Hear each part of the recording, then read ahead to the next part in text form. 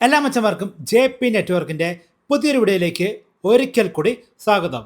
എല്ലാ വർഷവും എൻ്റെ വീട്ടിലെ ഒരു ഹെഡ് ലൈറ്റ് എങ്കിലും വാങ്ങിക്കാറുണ്ട്. കാരണം ഇത് ഒരു വർഷമാണ് നിൽക്കത്തുള്ളൂ. ഒന്നെങ്കിൽ ഇതിൻ്റെ സ്വിച്ച് പോകും, അല്ലെങ്കിൽ പിന്നെ ഇതിനകത്താണെങ്കിൽ ഉപയോഗിച്ചിരിക്കുന്ന ബോർഡ് ക്ലാവ് എടുത്തിട്ട് പോകും, അല്ലെങ്കിൽ സെല്ല് പോകും. ഇത് പൊളിച്ചു കഴിഞ്ഞാൽ പിന്നെ ഇത് മഴയത്ത് ഉപയോഗിച്ച് കഴിഞ്ഞാൽ വെള്ളം കയറിട്ട് അങ്ങനെയും പോകും. ചുരുക്കം പറഞ്ഞാൽ ഇത് ഒരു വർഷം കിട്ടിയാൽ കിട്ടി, അതാണ് അവസ്ഥകൾ. നിങ്ങൾ ഈ ഹെഡ്ലൈറ്റ് വാങ്ങിച്ചിട്ടുണ്ടെങ്കിൽ നിങ്ങളുടെ അഭിപ്രായങ്ങൾ താഴെ കമൻറ്റ് ചെയ്ത് അറിയിക്കാട്ടോ. ഞാൻ പിന്നെ ആദ്യമായിട്ടാണ് ഒരു ബ്രാൻഡിൻ്റെ പേരിൽ വരുന്ന സാധനം വാങ്ങിക്കുന്നത്. എന്തായാലും ആമസോണിൽ നിന്നാണ് വാങ്ങിച്ചത്. പർച്ചേസ് ലിങ്ക് വീഡിയോയുടെ താഴെ കൊടുത്തേക്കാം. ഇതൊരു പ്രൊമോഷൻ വീഡിയോ ഒന്നുമല്ല, നമ്മളിത് ആമസോണിൽ നിന്ന് പൈസ കൊടുത്താണ് വാങ്ങിയത്. ഇതിന് കമ്പനി ആണെങ്കിൽ 6 മാസം വാറണ്ടി പറയുന്നുണ്ട്. വാറണ്ടി ഗ്യാരണ്ടി എങ്ങനെയാണെന്ന് നമുക്കറിയത്തില്ല. കുറച്ച് ടേംസ് ആൻഡ് കണ്ടീഷനൊക്കെ ഉണ്ട്, ഇവിടെ എഴുതി വെച്ചിട്ടുണ്ട്, നിങ്ങൾക്ക് വായിച്ചു നോക്കാം. ഇതിന് നമുക്ക് നമ്മൾ ഇവിടെ ലോക്കൽ ഷോപ്പിൽ നിന്ന് ഒരു 200 തൊട്ട് 350 രൂപ ഉള്ളിൽ വരുന്ന ഹെഡ്ലൈറ്റുകളൊക്കെയാണ് വാങ്ങിച്ചിരിക്കുന്നത്. ഏതാണ്ട് ഒരു വർഷമാണ് നമുക്ക് കിട്ടാറുള്ളൂ. നമ്മുടെ വീടിൻ്റെ താഴെ പുഴയുണ്ട്, നമ്മൾ പുഴയിലൊക്കെ പോകാറുണ്ട്, ഇടയ്ക്ക് വെള്ളത്തിൽ പോകാറുണ്ട്. അങ്ങനെയൊക്കെയാണ് ഈ സാധനങ്ങൾ പോകുന്നത്. ക്ലാബ് ഒടിച്ച് സ്വിച്ച് കംപ്ലൈൻ്റായി അങ്ങനെയൊക്കെയാണ് പോകുന്നത്. പറഞ്ഞിട്ട് കാര്യമില്ല, പിന്നെ ഇത്രയും ചീപ്പ് റേറ്റ് കിട്ടുന്നതല്ലേ. ഈ ലൈറ്റുകളൊന്നും വാട്ടർ പ്രൂഫ് അല്ല, എന്നാലും നമ്മുടെ ഇന്ന് വെള്ളത്തിൽ പോയപ്പോൾ നമ്മൾ വീട്ടിൽ വന്നപ്പോൾ അഴിച്ചു നോക്കിയിട്ടുണ്ട്.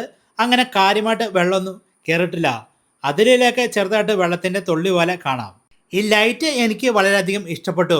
പക്ഷേങ്കിൽ ഇതിൻ്റെ കൂടെ ലഭിക്കുന്ന ഈ ഒരു മൈക്രോ USB കേബിൾ ഒന്നിനും കൊള്ളത്തില്ല. ഇത് ഉപയോഗിച്ച് കഴിഞ്ഞാൽ ആ ഒരു പോർട്ട് പെട്ടെന്ന് കംപ്ലൈൻ്റ് ആവാൻ ചാൻസ് ഉണ്ട്. ഇതുണ്ടോ, ചാർജ് ചെയ്യുന്ന സമയത്ത് ഒരു ചുവന്ന ലൈറ്റ് അവിടെ കത്തി നിൽക്കുന്നതാണ്. ചാർജ് ഫുള്ളായിക്കുമ്പോഴേ ഒരു പച്ച കളറായിട്ട് വരും ആ ലൈറ്റ്. അപ്പോൾ ചാർജർ ഊരി വയ്ക്കണം. ഒരുപാട് സമയം ചാർജ് ചെയ്ത് കഴിഞ്ഞാൽ സെല്ല് പോകാൻ ചാൻസ് ഉണ്ട്. ഇതിൻ്റെ കൂടെ ചാർജർ ലഭ്യമല്ല. ചാർജർ നമ്മുടെ ഫോണിൻ്റെ ചാർജർ തന്നെ യൂസ് ചെയ്യണം. പക്ഷേ എങ്കിൽ ഇതിൻ്റെ കൂടെ കിട്ടുന്ന ആ ഒരു USB കേബിൾ നിങ്ങൾ ഉപയോഗിക്കാണ്ടിരിക്കുന്നതാണ് നല്ലത്. കാരണം അത് കുത്തി കഴിഞ്ഞാൽ ഇത് വലിച്ചു വരാനൊക്കെ കുറച്ച് ബുദ്ധിമുട്ടാണ്. ആ ഒരു പോർട്ട് കംപ്ലൈൻ്റ് ആവാൻ നല്ല ചാൻസ് ഉണ്ട്. തലയിൽ നമുക്ക് വെക്കാൻ വേണ്ടി ഉള്ള ഈ ഒരു വള്ളിയൊക്കെ ആണെങ്കിൽ ഏതാണ്ട് ഒരു വർഷം നിൽക്കത്തുള്ളൂ. അന്നേരത്തേക്കും അത് ലൂസായിട്ട് പോകാറുണ്ട്. അന്നേരത്തേക്ക് ലൈറ്റിൻ്റെ കാര്യത്തിൽ തീരുമാനമാവും. അതൊക്കെയാണ് അവസ്ഥകൾ. കണ്ടോ, അത്യാവശ്യം നല്ലൊരു വെട്ടം ലഭിക്കുന്നുണ്ട്. എന്തായാലും കൊള്ളാം. ബാക്കപ്പ് ചെക്ക് ചെയ്ത് നോക്കിയപ്പോൾ 2 മണിക്കൂർ യൂസ് ചെയ്തിട്ടും അങ്ങനെ വെട്ടം ഒന്നും കുറഞ്ഞിട്ടില്ല. എന്തായാലും ഇതിനകത്ത് പോയിന്റ് കുറച്ച് ചെറുതാണ്. ലൈറ്റ് മൊത്തത്തിൽ വലിപ്പം കുറവായതുകൊണ്ട് ആ ഒരു നെഗറ്റീവാണ് പറയാനുള്ളൂ. പിന്നെയാണെങ്കിൽ ഞാൻ ആദ്യം പറഞ്ഞ കൂട്ട് ആ ഒരു ചാർജിങ് കേബിൾ നിങ്ങൾ മാറ്റിയിട്ട് നിങ്ങളുടെ ഫോണിൻ്റെ കേബിൾ തന്നെ യൂസ് ചെയ്യുക. അപ്പോൾ പിന്നെ കുഴപ്പമില്ല. ഇതൊക്കെയാണ് അവസ്ഥകൾ. പിന്നെയാണെങ്കിൽ ഉണ്ടല്ലോ, നിങ്ങൾ ഇതുപോലത്തെ ലൈറ്റൊക്കെ വാങ്ങിച്ചിട്ട് ഉപയോഗിക്കുന്നുണ്ടെങ്കിൽ എത്ര കാലം നിൽക്കുന്നുണ്ട്, അല്ലെങ്കിൽ എന്തോ ഒരു ദിവസം നിങ്ങൾ ഉപയോഗിച്ചിട്ടാണ് ഈ സാധനം നിൽക്കുന്നത് എന്നൊക്കെ പറയാം. നമ്മൾ ഈ എല്ലാ ദിവസവും തന്നെ ഈ സാധനം ഉപയോഗിക്കാറുണ്ട് കേട്ടോ. അതൊക്കെ നമ്മൾ ഒരു പ്രാവശ്യം 5, 6, 7, 10 പ്രാവശ്യമൊക്കെ ചിലപ്പോൾ സ്വിച്ച് ഞെക്കുന്നുണ്ടായിരിക്കും. അതൊക്കെ ആയിരിക്കും സ്വിച്ച് പോകുന്നത്. എന്തായാലും നിങ്ങളുടെ അനുഭവങ്ങൾ താഴെ കമൻറ്റ് ചെയ്ത് അറിയിക്കുക.